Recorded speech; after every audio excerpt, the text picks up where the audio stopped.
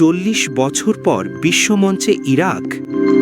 কেউ দিকবিদিক ছুটছেন আনন্দের আতিশয্যে, কেউ সতীর্থকে জড়িয়ে ধরে কাঁদছেন, আবার কেউ সিজদায় লুটিয়ে শুকরিয়া জানাচ্ছেন স্রষ্টাকে। এটা শুধু একটি জয় নয়, এটা দীর্ঘ 40 বছরের অপেক্ষার অবসান। লায়ন্স অফ মেসোপটেমিয়ারা ফিরছে বিশ্বমঞ্চে। মেক্সিকো জয় করে ইরাক এখন বিশ্ব ফুটবলের নতুন রূপকথার নাম। বিশ্বকাপ বাছাইয়ের দীর্ঘ যাত্রার শেষ নাটকীয়তা জমেছিল আন্তঃমহাদেশীয় প্লে অফে। সারা বিশ্বের নজর ছিল মেক্সিকোর মন্তেরেইতে, যেখানে শেষ দল হিসাবে টিকে থাকার লড়াইয়ে মুখোমুখি হয়েছিল ইরাক ও বলিভিয়া।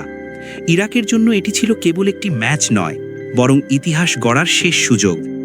ম্যাচ শুরু হতে না হতেই উত্তেজনার পারদ তুঙ্গে। ম্যাচের ঠিক 10 মিনিটে আলী আল মাহদির দুর্দান্ত এক গোলে লিড নেয় ইরাক। তবে লড়াই ছাড়েনি বলিভিয়া। প্রথমার্ধেই গোল শোধ করে সমতায় ফেরে তারা। গ্যালারিতে তখন পিনপতন নীরবতা, কিন্তু রূপকথা লেখা তখনও বাকি ছিল। 53তম মিনিটে আইমেন হুসেন যখন বল জালে জড়ালেন, পুরো গ্যালারি যেন এক টুকরো বাগদাদ হয়ে উঠল। 2-1 ব্যবধানের সেই জয়ই ইরাককে এনে দিল কাঙ্ক্ষিত টিকিট।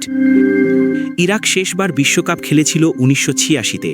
কাকতালীয়ভাবে সেই আসরটিও ছিল মেক্সিকোয়। দীর্ঘ 40 বছর পর আবার সেই মেক্সিকোর মাটিতেই ভাগ্য খুলল তাদের। এই জয়ের মধ্য দিয়ে এবারের বিশ্বকাপের 48টি দল চূড়ান্ত হল। এশিয়া থেকে এবার রেকর্ড 9টি প্রতিনিধি থাকছে বিশ্বমঞ্চে, যার মুকুটে নতুন পালক এই ইরাক। বিশ্বকাপের লড়াই এবার আরও কঠিন। আই গ্রুপে ইরাকের সঙ্গী হিসাবে থাকছে বর্তমান ফুটবল পরাশক্তি ফ্রান্স, গতির দেশ সেনেগাল এবং নর্ডিক জায়ান্ট নরওয়ে।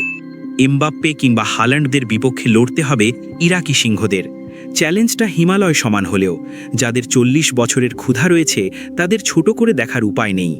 ইরাকের এই রূপকথার জয় আপনাকে কতটা অনুপ্রাণিত করেছে? গ্রুপ পর্বে ফ্রান্স বা সেনেগালের বিপক্ষে কি পারবে তারা অঘটন ঘটাতে? আপনার মতামত কমেন্টে জানান। ফুটবলের এমন সব রোমাঞ্চকর গল্প পেতে আমাদের চ্যানেলটি সাবস্ক্রাইব করে পাশেই থাকুন। ধন্যবাদ।